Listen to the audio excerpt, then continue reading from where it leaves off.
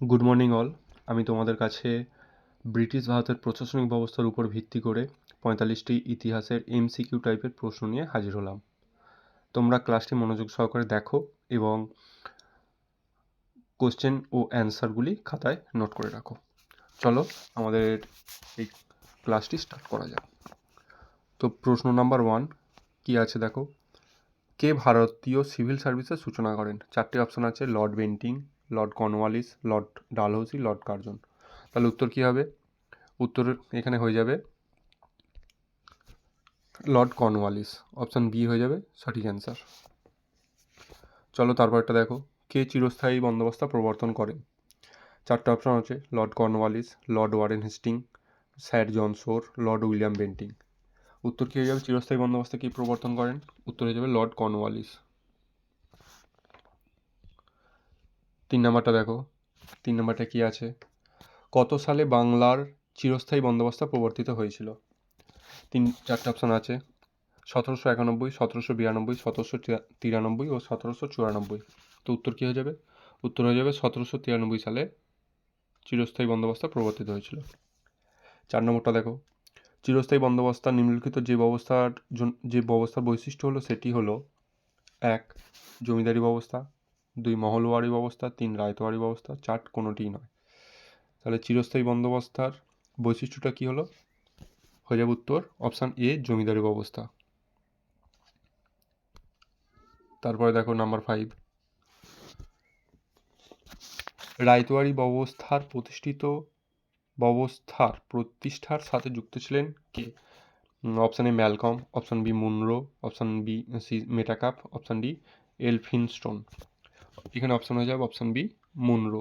ইনি রায়তওয়ারি ব্যবস্থার প্রতিষ্ঠার সাথে যুক্ত ছিলেন। 6 নম্বরটা দেখো।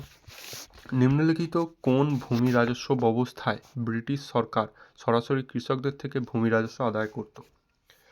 4টে অপশান আছে: জমিদারি, রায়তওয়ারি, মহলওয়ারি, ভাইয়াজারি।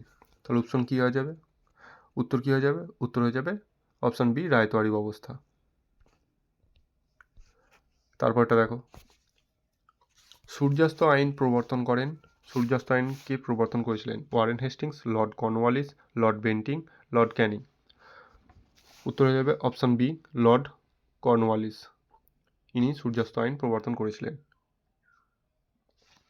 তারপরটা দেখো। কোন আইন বলে খ্রিস্টান মিশনারিরা ভারতে প্রবেশের ছাড়পত্র পায়? 4টে অপশান আছে: Charter Act 1793, Charter Act 1813, Charter Act 1833, Charter Act 1784। Option কী হবে? অপশান হয়ে যাবে অপশান বি। উত্তর হয়ে যাবে অপশান বি চ্যাটার অ্যাক্ট 1813। তারপরটা দেখো। কোন সালে ভারতে প্রথম চটকল স্থাপিত হয়? 4টে অপশান আছে: 1755, 1800, 1850, 1920। উত্তর কী হয়ে যাবে? উত্তর হয়ে যাবে অপশান সি 1850। তারপরে দেখো। কে প্রথম ভারতে গভর্নর জেনারেল উপাধি প্রাপ্ত হন? লর্ড ক্লাইভ, স্যার জন শোর, ওয়ারেন হেস্টিংস, লর্ড কর্নওয়ালিস। ভারতে প্রথম গভর্নর জেনারেলের উপাধি প্রাপ্ত হন ওয়ারেন হেস্টিংস। অপশান সি হয়ে যাবে সঠিক অ্যান্সার। তারপরে দেখো। পিটের ভারত শাসন আইন কোন সালে প্রণীত হয়? পিটের ভারত শাসন আইন 1773, 1781, 1784, 1858। অপশান সি হয়ে যাবে সঠিক অ্যান্সার 1784 সালে। তারপরে দেখো। 1784 সালে পিটস ইন্ডিয়া অ্যাক্ট ছিল ordinance, resolution, regulating act and white paper. তাহলে 1784 সালের পিটের ইন্ডিয়া ছিল কি? Regulating act. অপশান সি হয়ে যাবে সঠিক অ্যান্সার। তারপরে দেখো। নিম্নলিখিত কোন ব্রিটিশ মহলওয়ারি ব্যবস্থা প্রবর্তনের সঙ্গে যুক্ত ছিলেন?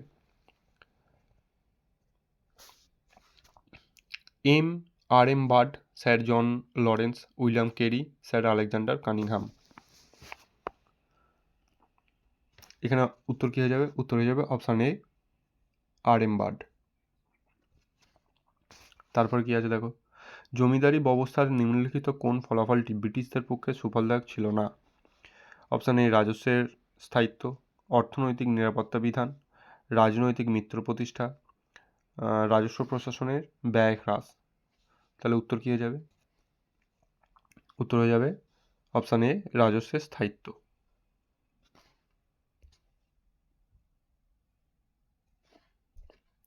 তারপরে দেখো, অষ্টাদশ শতকে বাংলায় বস্ত্রশিল্পের অবনতির কারণ কী ছিল?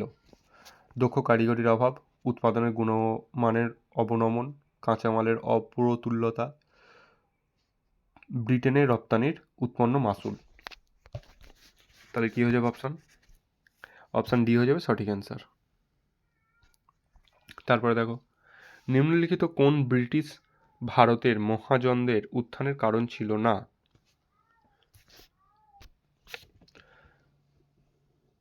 নতুন রাজস্ব নীতি, নতুন আইন ব্যবস্থা, নতুন শিক্ষা ব্যবস্থা, কৃষির বাণিজ্যিকরণ। কী হয়ে যাবে? নতুন শিক্ষা ব্যবস্থা, এটা হয়ে যাবে সঠিক অ্যান্সার। অপশান সি হয়ে যাবে সঠিক অ্যান্সার। তারপরে দেখো, ঔপনিবেশিক শাসনকালে ভারতের অর্থনৈতিক বহির্গমন তত্ত্বের প্রবক্তা কে? উমেশচন্দ্র ব্যানার্জি, দাদাভাই নৌরোজি, মহাত্মা গান্ধীজি, গোপালকৃষ্ণ গোখলে। সঠিক উত্তর হয়ে যাবে দাদাভাই নৌরোজি। অপশান বি হয়ে গেল সঠিক উত্তর। জেলা রাজস্ব দপ্তর কবে প্রতিষ্ঠিত হয়? 1771, 1772, 1773, 1786। উত্তর কী হয়ে যাবে? উত্তর হয়ে যাবে 1772। অপশান বি হয়ে যাবে সঠিক অ্যান্সার। তারপরে দেখো, দাদাভাই নওরোজি তার সম্পদের নির্গমন তত্ত্বের বর্ণনা যে বইতে দিয়েছেন সেটি হলো, চারটে অপশান আছে, nature of British colonial rule, poverty and unBritish rule in India, British rule and its consequences, exploitative nature of British rule in India. তাহলে অপশান কী হয়ে যাবে? কোন বইটা ছিল সেই বইটা হলো poverty and unBritish rule in India. Option B হয়ে যাবে সঠিক অ্যান্সার। তারপরে দেখো, বাংলার প্রথম গভর্নর জেনারেল কে ছিলেন? Robert Clive, William Bentinck, Warren Hastings, কল স্যান্ডার্স। অপশান সি হয়ে যাবে সঠিক অ্যান্সার, ওয়ারেন হেস্টিংস। তারপরে দেখো, ব্রিটিশ সরকার কোম্পানির কার্যকলাপে হস্তক্ষেপ করে 1773 সালে যে আইন পাস করেন সেটি হলো, 1773 সালে যে আইন পাস হয়েছিল সেটি কি? 1773 সালে কি হয়েছিল? Regulating act. তাহলে অপশান এ হয়ে যাবে সঠিক অ্যান্সার, রেগুলেটিং অ্যাক্ট। তারপরে দেখো, ব্রিটিশরা ভারতের রেলপথ প্রচলন করেন যে উদ্দেশ্যে? ভারতীয় নারী শিল্পের বিকাশ, দুর্ভিক্ষের সময় পর্যাপ্ত খাদ্য সরবরাহ, ব্রিটিশ ব্যবসা বাণিজ্য ও প্রশাসনিক নিয়ন্ত্রণকে সহজ সরল করা, দেশের মধ্যে ফ্রিতে ভারতীয়দের যাতায়াতের অধিকার। তাহলে কোন কারণের জন্য ব্রিটিশরা ভারতের রেলপথ চালু করেছিল? এর অপশান হয়ে যাবে অপশান সি, ব্রিটিশ বাণিজ্য ও প্রশাসনিক নিয়ন্ত্রণকে সহজ সরল করা। তারপরে দেখো,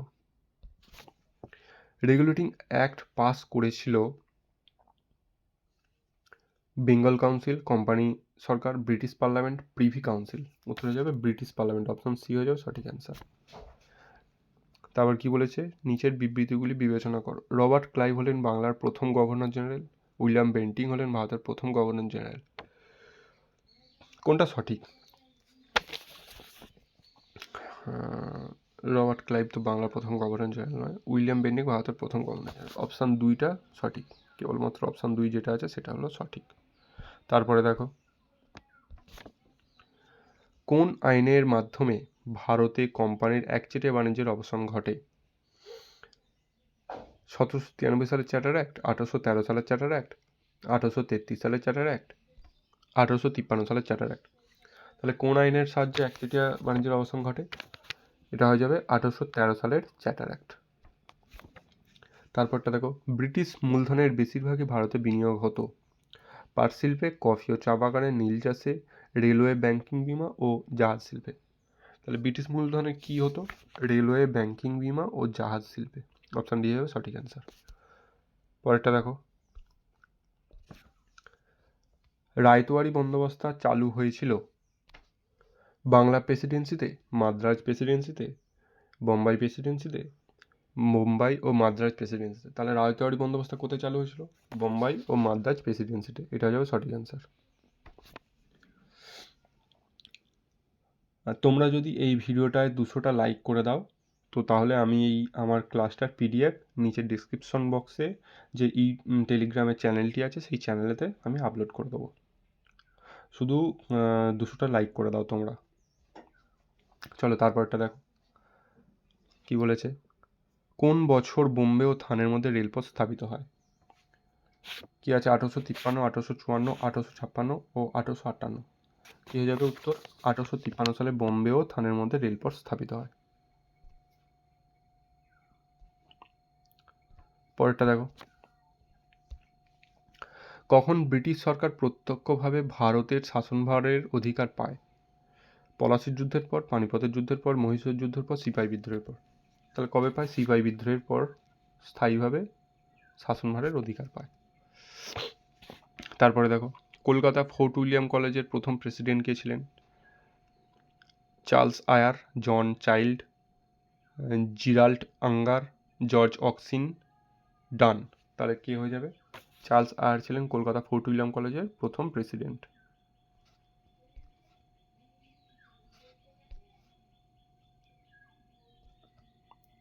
তারপরে দেখো 31, কে প্রথম ভারতীয় জাতীয় আয় পরিমাপ করেছিলেন? এম.এন রায়, রমেশচন্দ্র দত্ত, দাদাভাই নওরোজি, চার্লস উড? তাহলে কে করেছিলেন? দাদাভাই নওরোজি হয়ে যাবে সঠিক অ্যান্সার। তারপরে দেখো 32, কবে ভারতে প্রথম সেন্সাস বা জনগণনা হয়েছিল?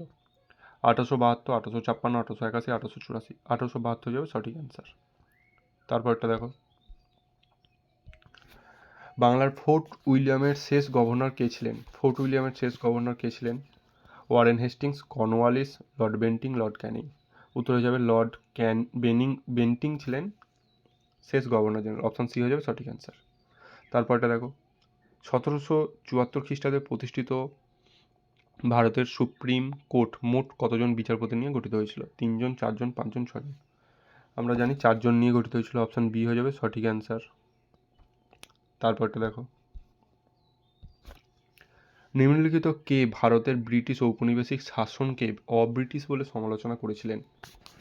আনন্দমোহন বোস, ফিরোজ শাহ মেহতা, দাদাভাই নৌরোজি, বদরুদ্দিন তায়েবজি? অপশান হয়ে যাবে দাদাভাই নৌরোজি এই উক্তিটি বলেছিলেন। অপশান সি হয়ে যাবে সঠিক অ্যান্সার। তারপরে দেখো, অর্থনৈতিক জাতীয়তাবাদের পথিকৃৎ কে ছিলেন? বিপিনচন্দ্র পাল, গোপালকৃষ্ণ গোখলে, রমেশচন্দ্র দত্ত, এম মালব্য? অর্থনৈতিক জাতীয়তাবাদের পথিকৃৎ ছিলেন রমেশচন্দ্র দত্ত। অপশান সি হয়ে যাবে সঠিক অ্যান্সার। তারপরটা দেখো 37, কে দাদাভাই নওরোজি প্রস্তাবিত সম্পদের বহির্গমন তত্ত্বের বিস্তারিত সম্প্রসারণ করেন? এম.জি. রানাডে, বি.জি. তিলক, গোপালকৃষ্ণ গোখলে, ফিরোজ শাহ মেহতা? উত্তর যাবে এম.জি. রানাডে। অপশান এ হয়ে যাবে সঠিক অ্যান্সার। ব্রিটিশ পার্লামেন্টে নির্বাচিত প্রথম ভারতীয় সদস্য কে ছিলেন? জওহরলাল নেহেরু, দাদাভাই নওরোজি, মহাত্মা গান্ধী? উপরের কেউ নন। ব্রিটিশ পার্লামেন্টে নির্বাচিত ভারতের প্রথম সদস্য ছিলেন দাদাভাই নওরোজি। অপশান বি হয়ে যাবে সঠিক অ্যান্সার। তারপরে দেখো 39, কোম্পানি শাসন কে সদর দেওয়ানি আদালত প্রতিষ্ঠা করেন? Lord Wellesley, Warren Hastings, Lord Dalhousie, Cornwallis? উত্তর হয়ে যাবে ওয়ারেন হেস্টিংস। ভারতে প্রথম টেলিগ্রাফ লাইন স্থাপিত হয় 1851 সালে, 1875 সালে, 1884 সালে, 1900 সালে? উত্তর হয়ে যাবে অপশান এ 1851 সালে। তারপরে দেখো, কে কোম্পানির ট্রেজারি মুর্শিদাবাদ থেকে কলকাতায় স্থানান্তরিত করেন? Warren Hastings, Cornwallis, Lord Minto, Lord Liton? উত্তর হয়ে যাবে অপশান এ ওয়ারেন হেস্টিংস। 42, 1833 খ্রিস্টাব্দের পর ব্রিটেনের জন্য ভারত সম্পদ নির্গমন এর এক সর্বাধিক উৎস ছিল? আফিম রপ্তানি, কার্পাস রপ্তানি, নীল রপ্তানি, ভারতে ব্রিটিশ পুঁজি বিনিয়োগ? তাহলে উত্তর কী হয়ে যাবে? ভারতে ব্রিটিশ পুঁজি বিনিয়োগ। তারপরটা দেখো 43, অবশিল্পায়নকে মিথ বলে উল্লেখ করেছেন Edmund Burke, Adam Smith, Romeshchandra Dutt, Morris D Morris? তাহলে কে বলেছেন অবশিল্পায়নকে মিথ বলে উল্লেখ করেছেন? Morris D Morris. এই রকম এমসিকিউ টাইপের কোশ্চেন পেতে আমার ভিডিওটিতে লাইক করো এবং আমার চ্যানেলটিকে সাবস্ক্রাইব করে দাও এবং পাশে থাকা বেল আইকনটি প্রেস করে দাও। চলো তারপরটা 44। ঔপনিবেশিক ভারতে প্রথম পাটের কারখানা চালু হয়েছিল কোথায়, কত সালে? 1800 সালে, 1855, 1850, 1920। উত্তর হয়ে যাবে পাটের কারখানা প্রথম 1855 সালে। তারপরটা দেখো, এটাই আজকে আমাদের লাস্ট প্রশ্ন। ভারতের প্রথম সুতির কাপড় তৈরিতে কারখানা চালু হয় কোথায়? রিসরায়, আহমেদাবাদে, বোম্বাইতে, কেরালাতে। উত্তর হয়ে যাবে বোম্বাইতে। আজকে এইখান পর্যন্তই। আজকে এই 45টি প্রশ্নের এমসিকিউ টাইপের প্রশ্ন নিয়ে আমি তোমাদের কাছে এসেছিলাম এবং কমপ্লিট হয়ে গেল। চলো, থ্যাংক ইউ, টাটা।